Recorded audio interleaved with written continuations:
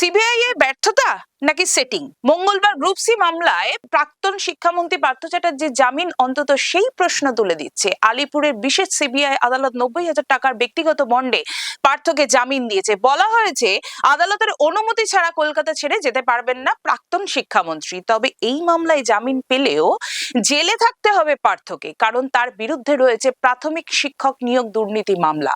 হাইকোর্টে সেই মামলার শুনানি ইতিমধ্যেই শেষ হয়েছে, রায়দান স্থগিত রয়েছে। ফলে সেই মামলার জামিন না পেলে জেল থেকে মুক্তি হবে না পার্থ চ্যাটার্জির।